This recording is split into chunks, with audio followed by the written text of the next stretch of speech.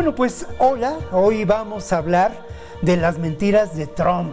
Estas mentiras terribles que nos presentan a los migrantes como delincuentes, como criminales. Vamos a exponer también la realidad de lo que ya tiene indicios de ser terrorismo de Estado, con redadas en Nueva York, en Chicago, con acciones violatorias de derechos humanos y el anuncio de que Guantánamo será convertida en una terrible cárcel para migrantes. Yo quiero agradecer mucho la presencia en este programa, en esta emisión de A Fondo, de algunos migrantes que se encuentran en Nueva York, en Chicago, y con quienes nos enlazamos vía Zoom, como con Esteban Esteves. Esteban, ¿cómo estás? Hola, ¿qué tal? Desde el condado del Bronx, aquí en Nueva York, a sus órdenes. Ni más ni menos que en el mero Bronx, mi querido Esteban. Esteban, ¿cómo está la situación? ¿Qué es lo que ha pasado en días recientes allá en Nueva York?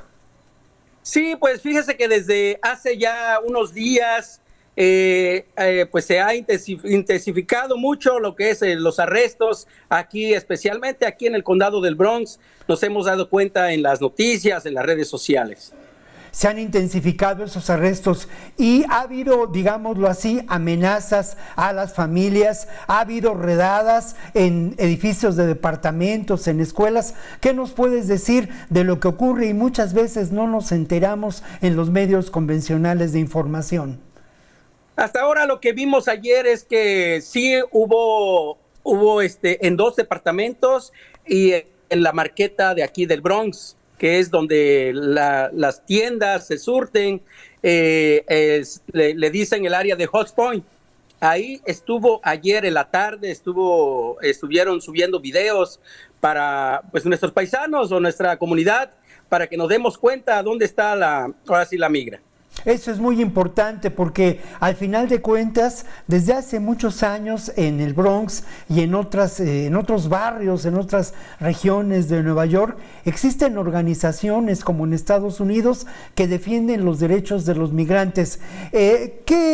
Háblanos un poco de esa defensa, Esteban, de cómo se han organizado ustedes para dar la batalla exigiendo sus derechos. Bueno, nosotros hemos formado un comité de cuidado del barrio, le hemos llamado. El comité de cuidado del barrio trata, como su nombre lo dice, de cuidar a nuestro barrio, nuestra comunidad. Desde nuestras comunidades hemos tenido siempre formas de cuidado ante situaciones que vulneran nuestra seguridad. Y queremos replicarlo a través de este comité organizativo en capitanes y capitanas y comisiones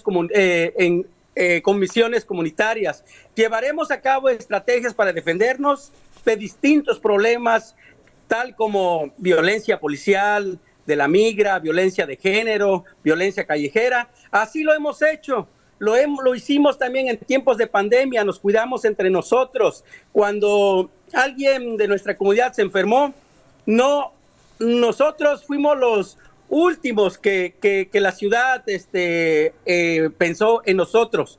¿Por qué? Porque como muchos de nosotros no tenemos documentos, entonces no estábamos en la lista de ellos, sino que entre nosotros nos cuidamos. Nosotros, si alguien sabíamos que estaba enfermo, le llevamos la comida, le dejamos en la puerta, y así lo hicimos en tiempos de pandemia. Y lo estamos tratando otra vez ahora a hacerlo otra vez entre nosotros, cuidarnos otra vez. Esteban, es muy grato escuchar tus palabras, es muy grato darnos cuenta del ánimo que existe en estos momentos. Uno podría pensar que pues nos encontramos con una comunidad hispana de personas indocumentadas, atemorizadas, que no salen de su casa, que se encuentran en el terror por efecto de estas agresiones, y lo que nos dices es lo contrario. Háblanos un poco ahora de la vida en el Bronx a pesar de estas acechanzas. ¿Cómo es la vida cotidiana allá en el Bronx, el trabajo de ustedes, pues más allá de estas agresiones por parte del gobierno de Estados Unidos? Pues le comento, no es que no estemos asustados, ¿Sí? Estamos preocupados, sí estamos preocupados, especialmente hace como 3-4 días que vimos también como en una fotografía indignante, unos migrantes llevados, encadenados, y eso para nosotros es muy, muy difícil de ver esas situaciones cuando nosotros hemos vivido aquí por años, pagamos impuestos, participamos para que esta ciudad y este país salga adelante. Entonces, no se nos puede tratar de esta manera.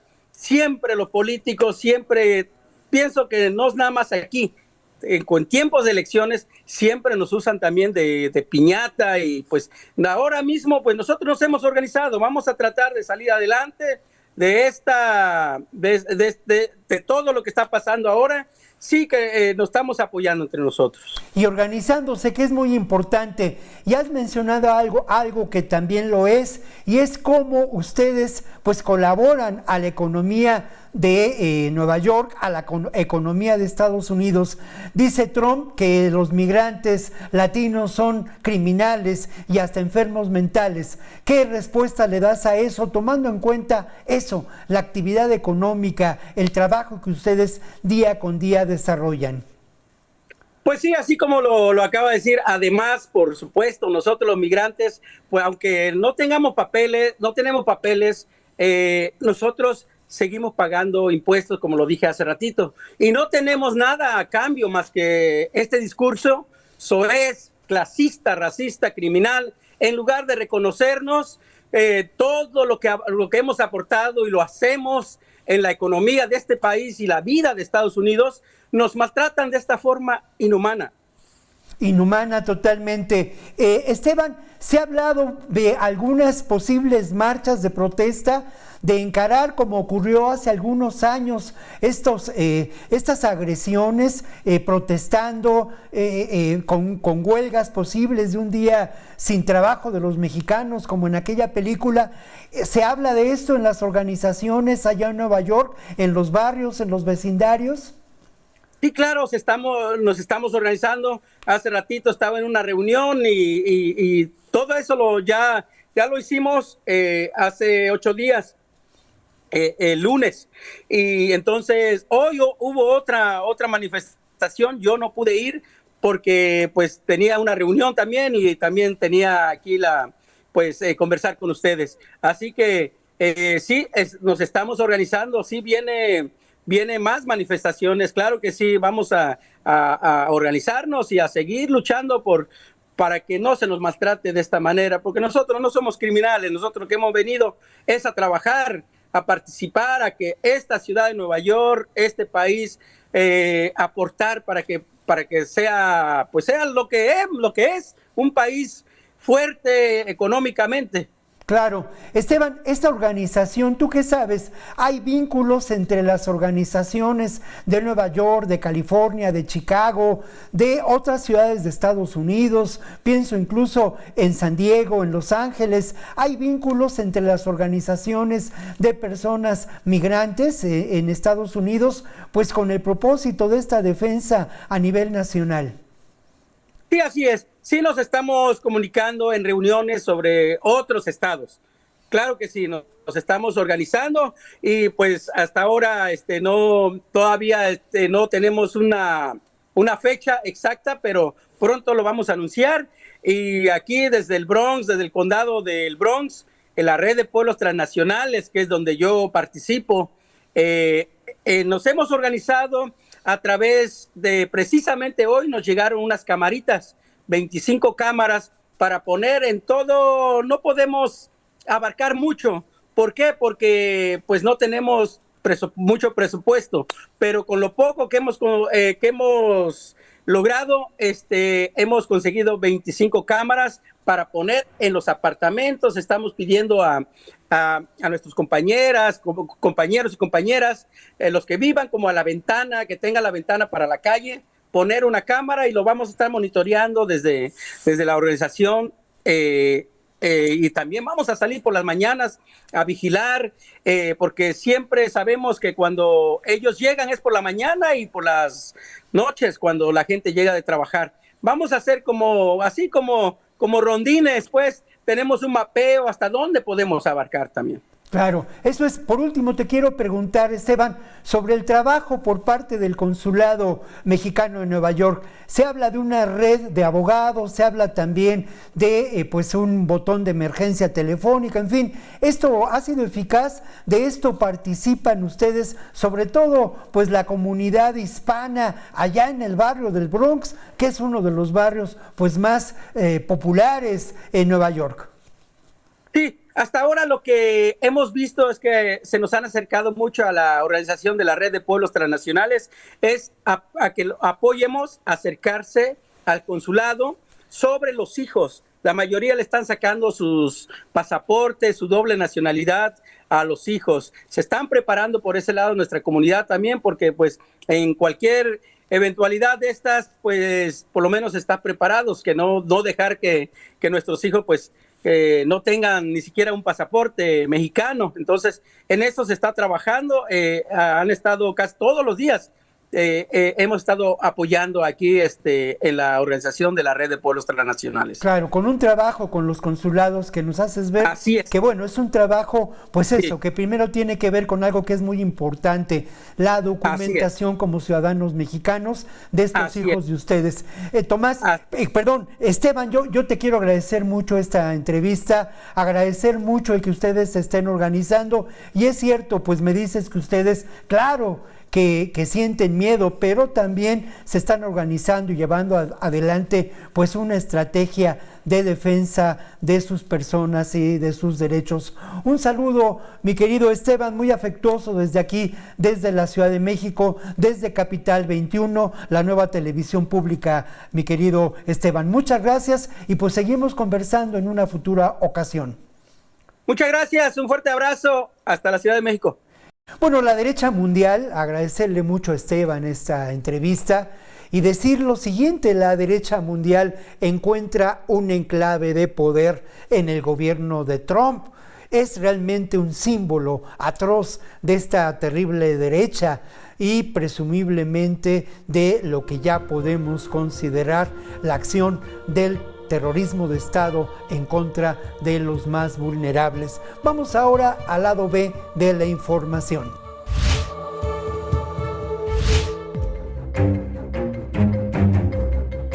La amenaza se cierne sobre el mundo. La derecha, el pensamiento conservador, ocupa el gobierno del país con mayores recursos militares, una tradición belicista y la estrategia del neocolonialismo seguida en el intento de subsanar su crisis económica. Trump encabeza un proyecto de gobierno animado por los intereses de las empresas más ricas del mundo y los sectores más conservadores y más peligrosos en las áreas de inteligencia y seguridad de Estados Unidos. En el flamante gabinete hay una docena de multimillonarios. Operan en áreas claves para el funcionamiento de un gobierno cifrado por los negocios, más allá de la demagogia y lo paradójico de que la mayor fuerza electoral de Trump sean los excluidos del capitalismo, las víctimas de la crisis que embarga a Estados Unidos. Elon Musk, el hombre más rico del mundo según Forbes, con una fortuna de $429 mil millones, estará a cargo del Departamento de Eficiencia Gubernamental. La amenaza de una versión de alta tecnología para llevar al paro a miles de burócratas siguiendo los dictados de la más alta tecnología producida en sus empresas. El secretario de Comercio, Howard Lutnick, posee una fortuna estimada en $1.500 millones, la que seguramente se verá incrementada en los 4 años, donde bajo el lema de Make America Great Again, establezca alineamientos de política comercial y un previsible proteccionismo que beneficiará a los grandes empresarios, de seguro más de algunos socios suyos. La fortuna de Scott Bessent, en proporción a la de estos personajes, resulta menor, es de $700 millones, pero de seguro el nuevo secretario de Tesoro encontrará cómo aprovechar un puesto clave en la administración. Trump y sus $6,000 millones respaldan todos los negocios posibles. El más peligroso es el de la guerra, un negocio relacionado con el poner a los migrantes en la mira, declarar emergencia nacional a frontera sur y amenazar con acciones bélicas para aniquilar a los líderes de los cárteles mexicanos considerados terroristas.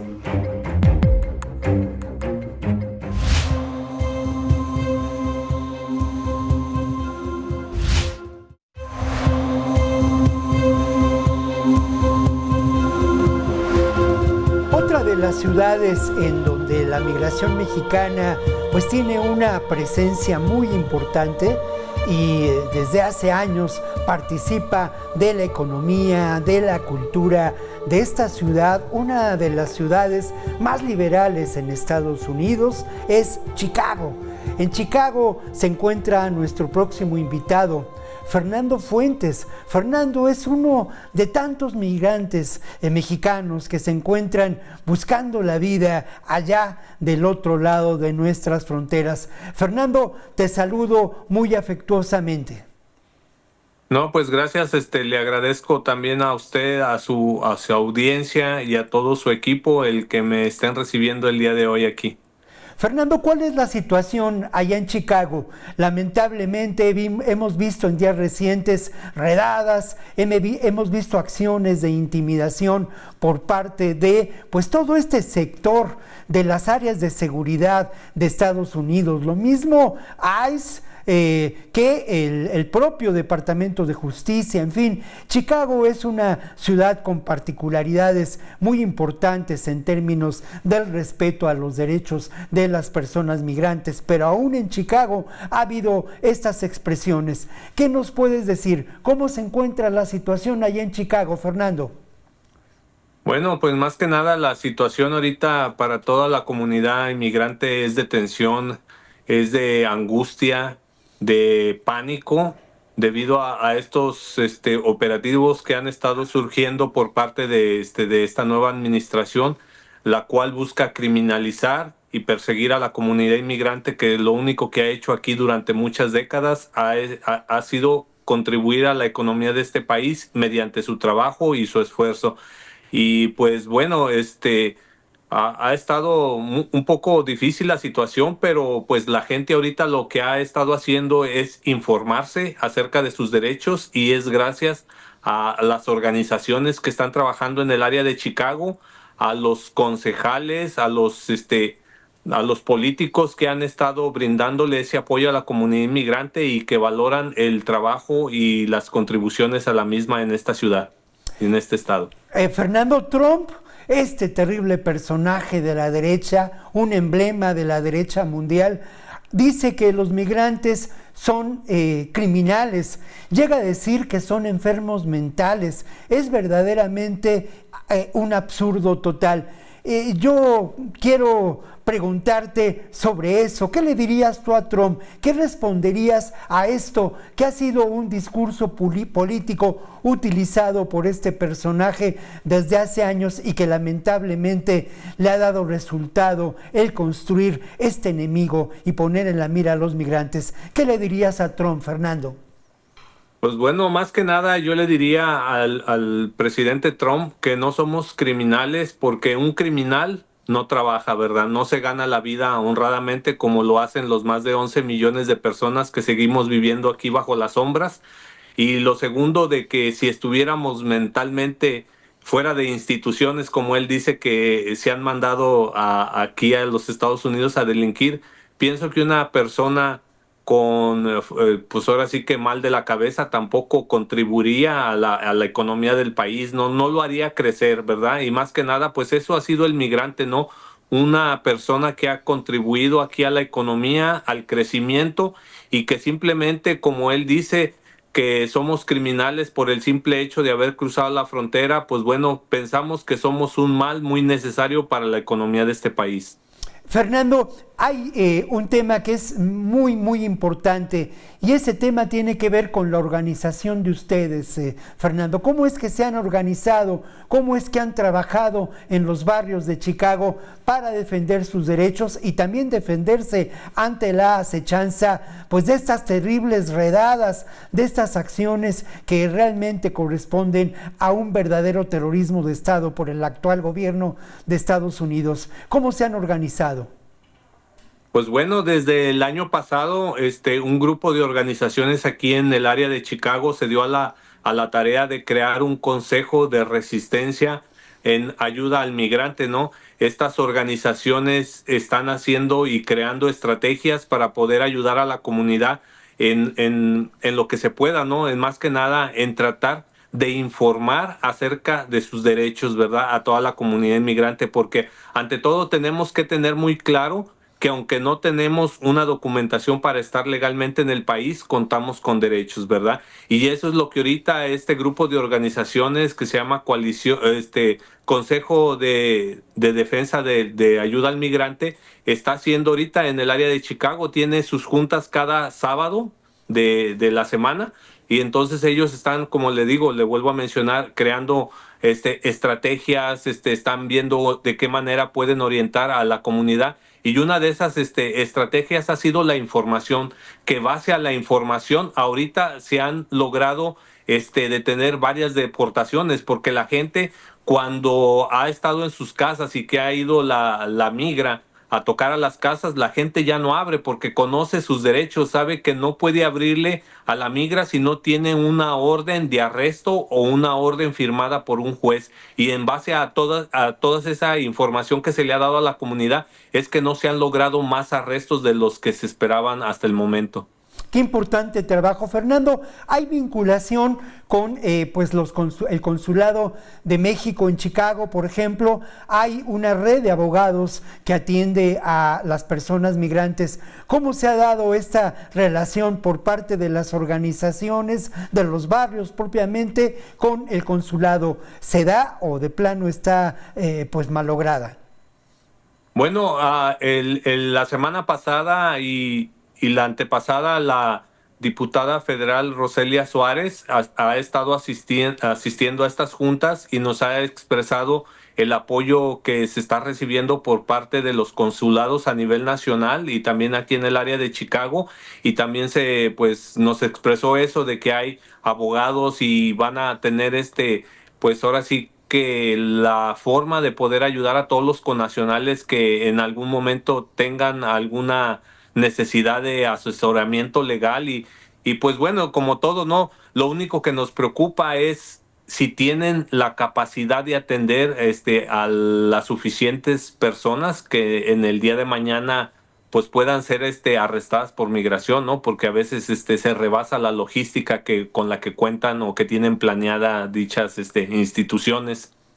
Fernando, pues mira, la verdad de las cosas es que un buen ejemplo del carácter de las personas migrantes, pues eres tú mismo, ¿no? Se ha dicho mucho y lo sabemos que el impacto económico del trabajo de los migrantes en Estados Unidos es determinante para a muchas de las ciudades y para el propio Producto Interno Bruto de este país. También lo es, sin duda, el impacto de las remesas que ustedes pues nos envían a lo largo de todo el año a las familias mexicanas. Además, un impacto a una economía, como diríamos, a ras de asfalto, una economía de las familias. Y yo quisiera, pues un poco para mostrar un ejemplo, mi querido Fernando, que tú nos contaras cómo es tu día de trabajo, cómo es ese día en que un migrante como tú, allá en Chicago, pues se gana la vida. Fernando, ¿cómo es tu día a día? Bueno, pues en la actualidad, yo trabajo con mi esposa. Trabajaba en una fábrica donde se hacían piezas de metal y me lastimé ahí. Estuve incapacitado 3 años, tuve un litigio laboral y gracias a Dios, pues bueno, se ganó, pero al final del día el dinero no es para siempre. Uno prefiere tener salud que dinero, ¿verdad? En mi persona, ¿verdad? Eso es lo que yo pienso. Entonces mi esposa, en base a eso, pues creó un pequeño negocio de limpieza. y es el que hemos estado ahorita pues tratando de llevar hacia arriba, ¿no? Entonces ahorita yo trabajo con ella todos los días, pues nos despertamos en la mañana, ponemos las cosas que vamos a ¿A qué hora se utilizar para... despiertan, Fernando?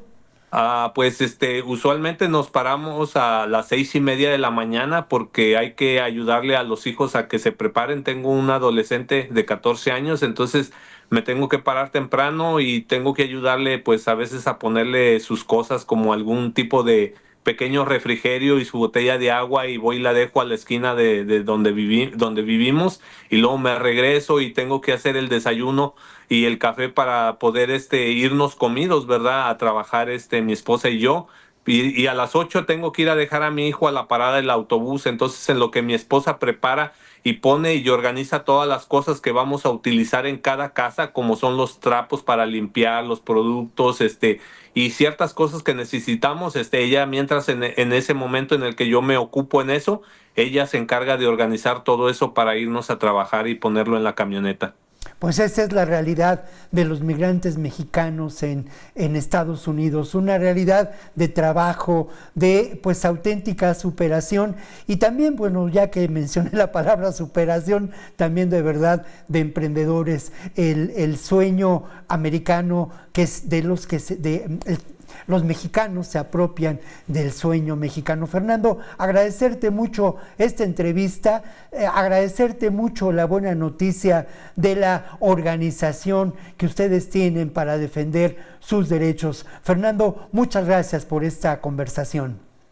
No, gracias a usted y a todo su equipo y espero que pues todos nuestros connacionales en nuestro país miren que la realidad de nosotros los migrantes que vivimos acá en este país no es a veces color de rosa como todos lo piensan, ¿verdad? Que venimos a barrer los dólares, sino que simplemente tenemos que esforzarnos mucho para poderlo lograr. Eso es, Fernando. Pues un abrazo muy fuerte, agradecerte y ahora vamos al lado B de la información para continuar con esta revisión de estas estrategias terribles llevadas adelante por el actual gobierno de Estados Unidos que ponen a los migrantes en la mira. Continuamos.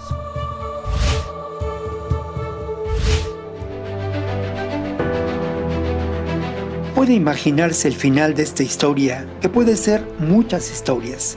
Deportado, después de vivir en Chicago por más de 20 años, un hombre regresa a lo que fue un poblado en Zacatecas, Michoacán, Guerrero o quizá Chiapas. No queda nada más allá del abandono y la tristeza. Todos se fueron amenazados por la violencia o víctimas de la pobreza. ¿A dónde ir y qué hacer? Se pregunta este hombre, añorando a la familia que espera regrese a Chicago.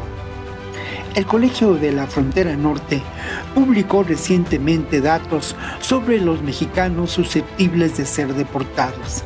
Se trata de casi millones en riesgo, a quienes Trump ha puesto en la mira y de los que habla Tom Homan, el llamado zar fronterizo, encargado de aplicar las políticas de criminalización de nuestros migrantes y militarización de la frontera. El ejecutor de acciones que bien pueden ser consideradas ya como terrorismo de Estado, como deportar a brasileños y colombianos esposados y a bordo de aviones militares sin ninguna consideración a sus derechos humanos. Homan se ha fijado el objetivo de deportar a 1 millón de personas migrantes al año. Los primeros en la lista son los no ciudadanos, así lo ha dicho, con antecedentes penales, así como 1,5 millones de personas con órdenes finales de deportación. Los migrantes mexicanos en la mira, de acuerdo a la información del Colegio de la Frontera Norte, proceden de estados como los que podemos considerar con una tradición migratoria como Jalisco, Michoacán, Guanajuato y Puebla, pero también de Guerrero, Chiapas, Hidalgo y San Luis Potosí. Un importante dato: los migrantes indocumentados, a quienes Trump en su beligerante discurso considera criminales o hasta enfermos mentales, en un 72% se encuentran en la fuerza laboral, pagan impuestos y fomentan la economía de estados como California, Illinois y Texas.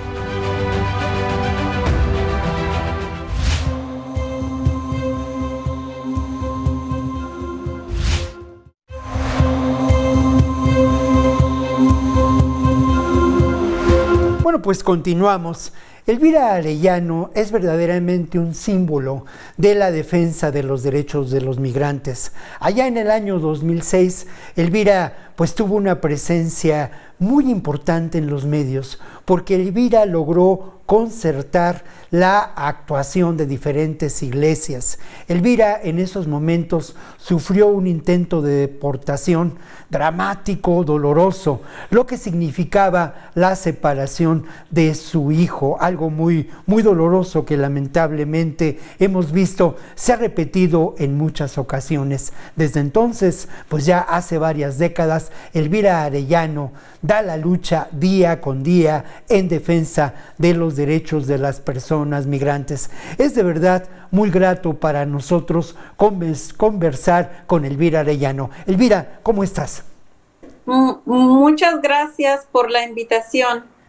Elvira, pues yo quisiera preguntarte, ¿qué es lo que está pasando en Chicago? En estos momentos, lamentablemente, vemos la acechanza de la violencia, la presencia de diferentes agencias de seguridad de Estados Unidos en una intervención con recursos por parte de todo el Estado, lo que podemos considerar francamente una agresión deleznable en contra de las personas migrantes. ¿Qué es lo que está pasando en Chicago, Elvira?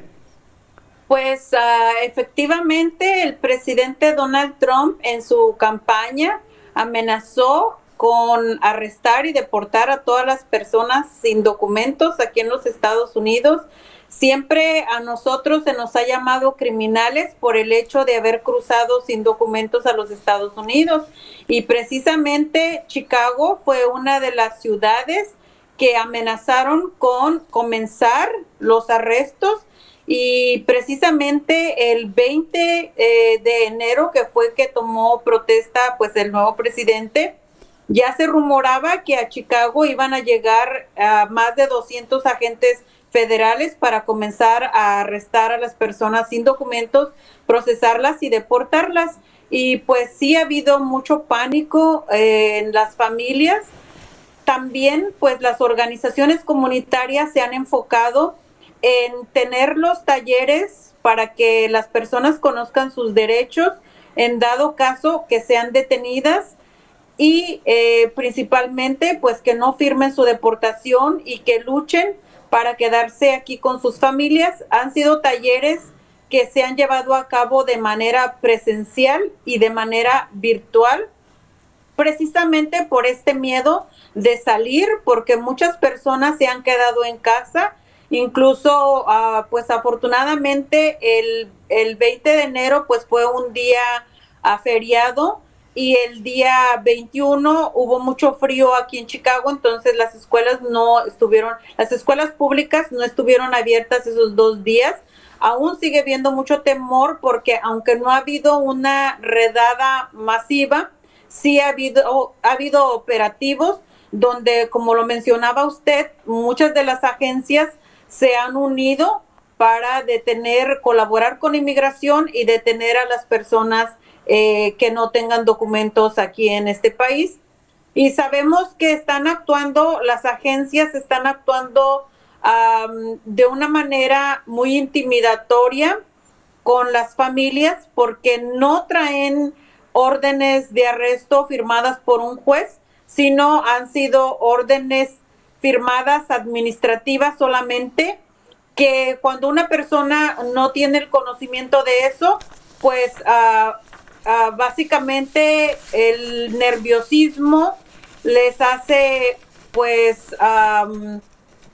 el miedo, básicamente les embarga el miedo y muchas veces la gente abre la puerta confiándose, o incluso hay testimonios pues de los niños que han abierto la puerta y han pues arrestado a alguno de los familiares en el hogar. Entonces, ahorita básicamente, gracias a las redes sociales y como lo decía nuestro presidente Andrés Manuel López Obrador, gracias a las benditas redes sociales, que ahora a través de ellas pues gente ha enviado videos, ha enviado fotografías y han enviado ubicaciones de donde han estado haciendo presencia los agentes de estas agencias federales para detener a los inmigrantes, que están colaborando con ICE.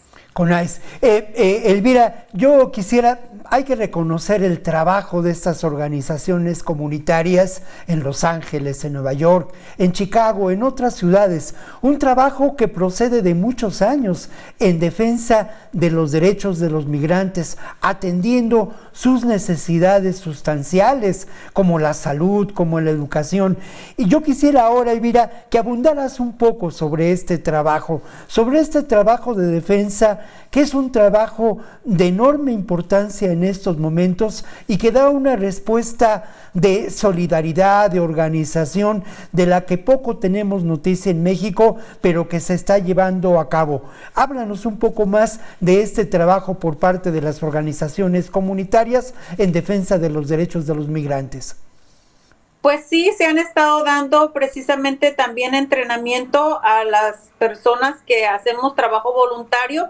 Precisamente yo el día de ayer asistí a un taller para conocer nuestros derechos, y en lo personal, pues yo ya viví la experiencia de haber enfrentado un proceso de deportación, de haber sido arrestada, de haber sido deportada, y de haber, de tener mi hijo menor de edad, y qué voy a hacer con él, ¿verdad? Entonces, estos temas importantes que la comunidad debe de saber para conocer sus derechos, y que si llegan a enfrentarse con esta situación, que no firmen absolutamente ningún documento, que soliciten hablar con su abogado y que soliciten una audiencia con un juez de inmigración.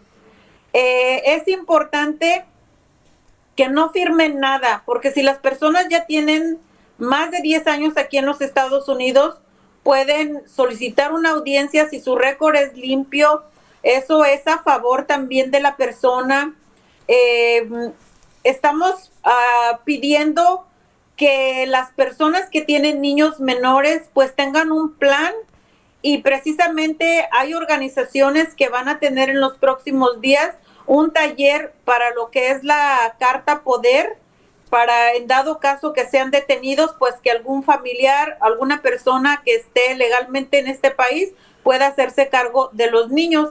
Que en lo personal yo viví esa experiencia, yo tuve que firmar esa carta poder, el Power Attorney que le llaman en inglés, que yo la tuve que firmar, y en ese tiempo pues a mi hijo le representaba mi pastora, mi pastor y otras 3 personas miembros de mi iglesia, ¿verdad? En dado caso que yo fuera a ser detenida, y precisamente cuando fui detenida en Los Ángeles, mi pastora se quedó a cargo de mi hijo, ¿verdad? Y eso es asegurar pues que el niño se mantenga con un familiar seguro. Y es importante que la gente tenga sus documentos en orden, y pues no aceptar su deportación, que no firmen nada, y que le den la batalla a la ley, ¿verdad? A las leyes de este país. Y pues es importante, precisamente a través de las redes sociales se han estado organizando manifestaciones. Precisamente una de las actividades que se organizó a través de las redes sociales fue el boicot que se hizo del 11 de enero al 18 de enero, y que pues aunque no tuvo un gran éxito, pero que la gente comienza a voltear, y ahorita que se están viendo las redadas, pues ahí está todo el mundo queriendo hacer manifestaciones, claro, y diciendo vamos a hacer esto, vamos a hacer lo otro, pero en realidad lo más importante es que llamen a sus congresistas y a sus senadores. Aquí en el estado de Illinois contamos con 17 congresistas, 14 de ellos son demócratas, 3 republicanos, y los 2 senadores son demócratas. Ahorita el alcalde de la ciudad, Brandon Johnson, él está pronunciándose a favor de mantener a las familias unidas, y también el gobernador del estado de Illinois también ha salido a manifestar su apoyo a favor de las familias y en contra de estas políticas antimigrantes. Y es que no somos criminales, y aunque seamos indocumentados, por el simple hecho de vivir en este país, de tener una residencia dentro del distrito de un congresista, nos representa también, aunque seamos indocumentados. Pero también tenemos un poder muy grande, que son nuestros hijos que nacieron en este país y que ya son mayores de 18 años, que ellos tienen una educación en este país. Es importante movilizarnos para que llamen a los congresistas y a los senadores. Importantísima información la que nos has dado, seguramente de relevancia para quienes nos puedan escuchar allá en Estados Unidos, y también para dejar constancia de cómo se están organizando allá en Estados Unidos las personas migrantes para dar la batalla frente a esta agresión por parte del actual gobierno de Estados Unidos. Elvira Arellano, agradecerte mucho este activismo de muchos años en favor de los derechos migrantes y también esta entrevista. Te mando un abrazo muy fuerte. Gracias. Pues ahí estamos. Y bueno, ahora nos vamos a el lado B de la información, donde presentamos a ustedes ni más ni menos que la respuesta por parte de las Fuerzas Armadas a esta acción del gobierno de Trump. Esta respuesta que da lugar a una consideración en la que hemos insistido. No hay duda de que enfrentamos ya en estos momentos un proceso de terrorismo de Estado, un proceso de terrorismo de Estado en contra de los más vulnerables. El gobierno de Donald Trump ha puesto a los migrantes en la mira.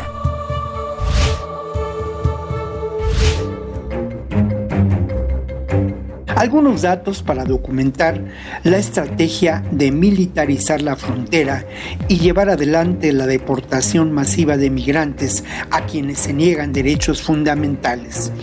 Pronto, miles de soldados ocuparán puntos estratégicos de la frontera sur de Estados Unidos, sumándose a los más de 2,000 que se encuentran ya en servicio activo como parte de la Fuerza de Tarea Conjunta Norte, con base en El Paso, Texas. Pete Hegseth, el nuevo secretario de Defensa de Estados Unidos, no perdió tiempo. En su primer día de trabajo afirmó que las órdenes de Trump de que el ejército participe en las deportaciones masivas se cumplirán rápido y sin excusas. Hegseth corresponde al patrón de los funcionarios elegidos por Trump por el perfil que los hace incondicionales. El secretario de Defensa tiene antecedentes de excesivo consumo de alcohol y una historia no aclarada de agresión sexual, además de que algunos representantes demócratas lo consideraron inexperto para desempeñar su función al mando de las Fuerzas Armadas de Estados Unidos.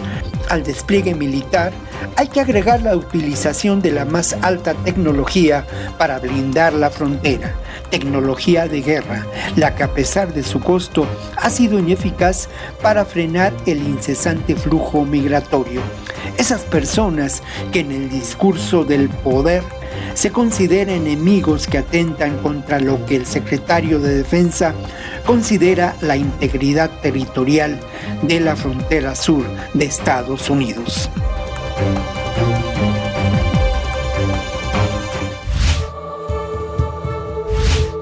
Nénemi es una palabra de origen náhuatl. Significa echarse a andar, ir por el camino de la aventura, si ustedes me lo permiten. Esa aventura de los migrantes en busca de mejores condiciones de vida.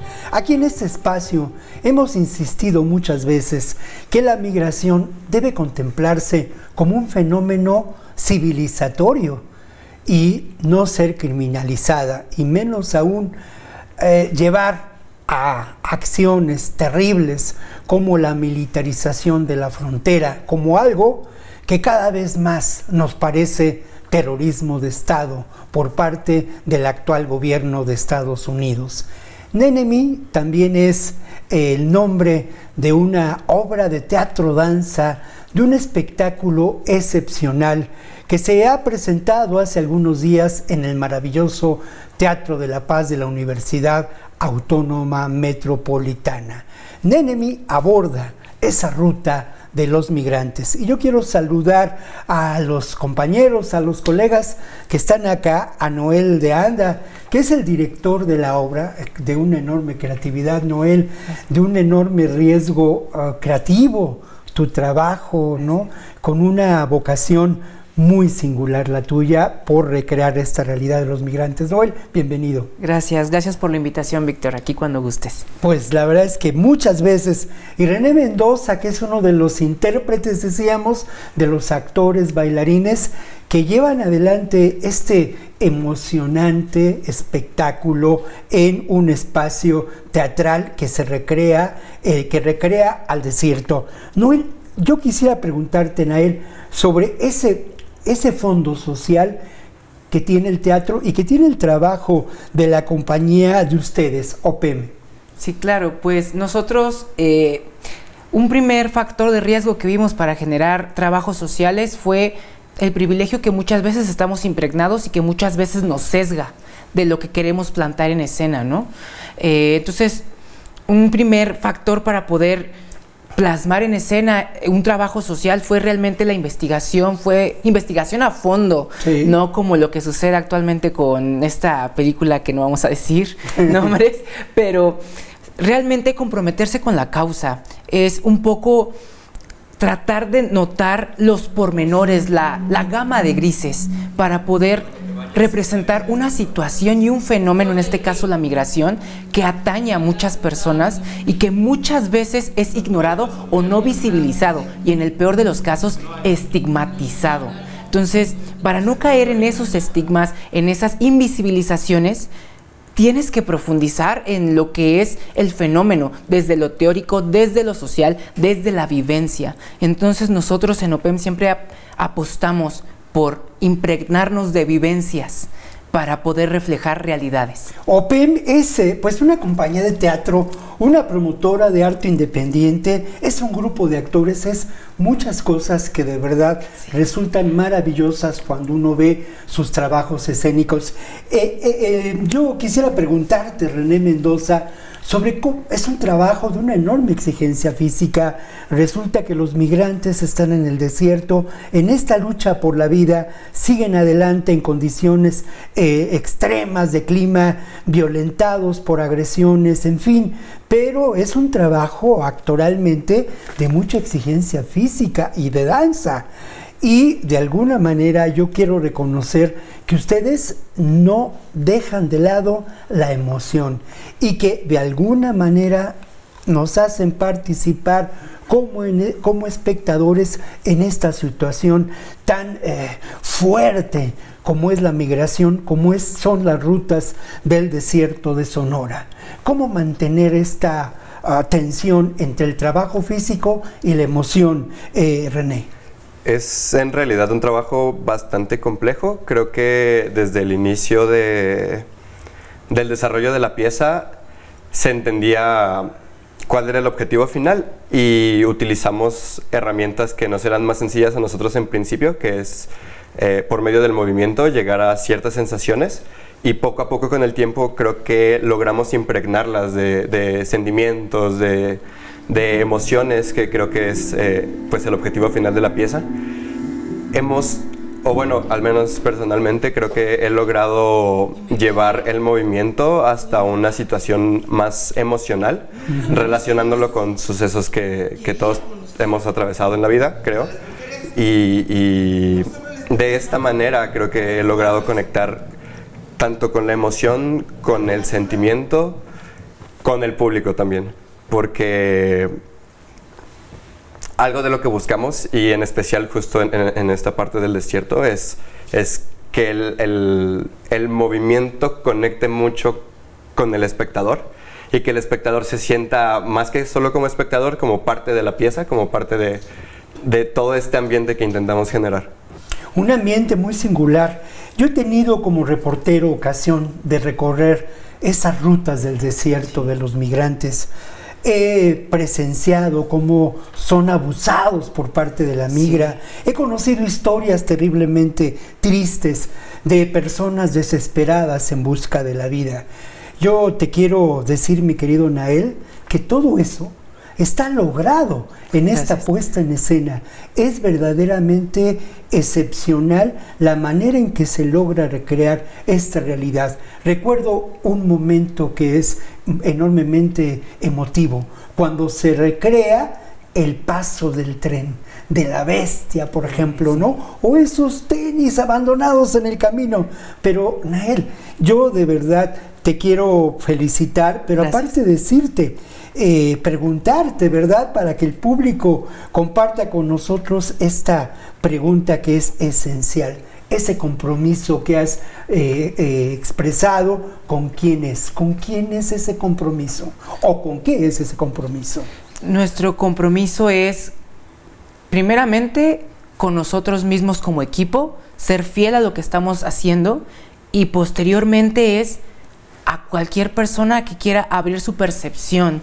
En tanto, hay muchos comentarios que dicen que el arte cambia vidas, ¿no? Uh-huh. Y yo me pongo a pensar, si vamos a la Sierra de Oaxaca y un niño ve una obra de teatro, de danza, puede abrirle perspectiva, pero regresará a la casa donde está, con la familia con la que está, ¿no? Entonces, espero no me funen por esto, pero yo creo que más que el arte cambiar vidas, abre perspectivas. Entonces nosotros buscamos llegar a las más personas posibles para abrir esas perspectivas y vislumbrar, pues, los caminos que pueden existir, que muchas veces estemos ignorando.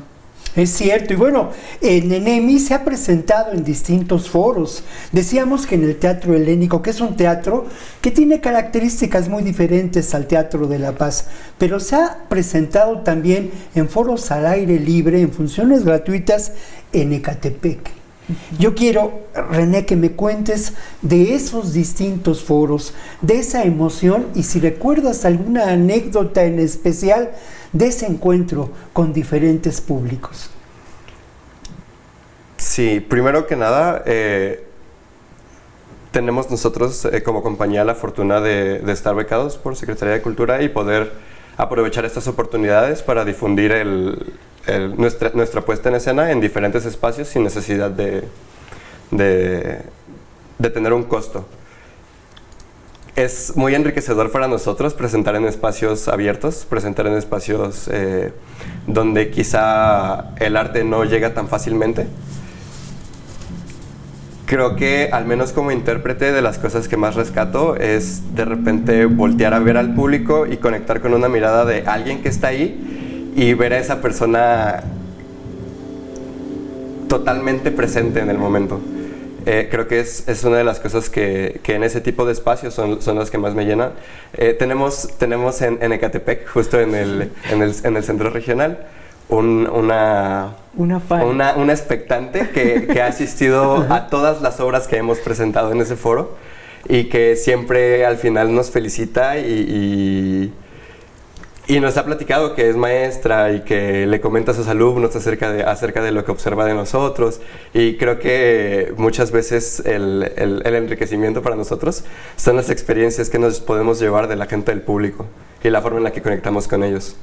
OPEM es de alguna manera, ya lo decía yo, difícil de definir, pero creo que lo que caracteriza este trabajo creativo es ni más ni menos que están muy lejos de lo que podría considerarse el glamour, la comercialización, y que en el caso de los migrantes nos cuentan una versión tremendamente humana. Nos quedan 2 minutitos, Nael, para que nos hables de esta definición estética de esta singular compañía y de lo que sigue en el trabajo de ustedes. Claro, nosotros siempre en OPEM apostamos por la multidisciplina, conjugar lenguajes de la danza, del teatro, de la música en vivo, y eso es nuestra más grande bandera.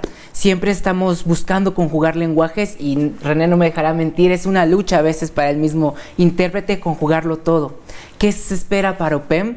Pues seguimos abordando y abordaremos temáticas sociales, vamos a empezar a hablar también del sonidero, de la cultura tianguista, también hablaremos sobre la medicina prehispánica en otro montaje. Entonces es un año muy activo, y para saber qué estamos haciendo los invitamos a seguirlos en nuestras redes sociales, que es @opemarte en Facebook e Instagram, y en nuestra página de internet www.somosopem.com. Bueno, pues de verdad que yo les agradezco mucho esta puesta en escena, de verdad, es excepcional, de una enorme calidad, de un compromiso con lo humano y recrea la realidad de una manera artística con todo lo que ello pueda significar de esta ruta de los migrantes. Muchas gracias y yo quiero pues decirle al público de verdad que sigan a OPEM, pero por hoy hemos terminado, hemos intentado en esta emisión de fondo de verdad dejar de lado las mentiras de Trump, presentar a los migrantes de acuerdo a lo que realmente son. No exageraba Andrés Manuel López Obrador al decir que son héroes, de verdad son en muchos sentidos la vanguardia de este país, una vanguardia humana y entrañan, ellos en sí mismos entrañan eso que yo digo de la migración como un proceso civilizatorio. Todos somos migrantes, como dice Jorge Drexler, ninguno es de aquí. Nos encontramos la próxima ocasión aquí en A Fondo. Ahí está. Muchas gracias.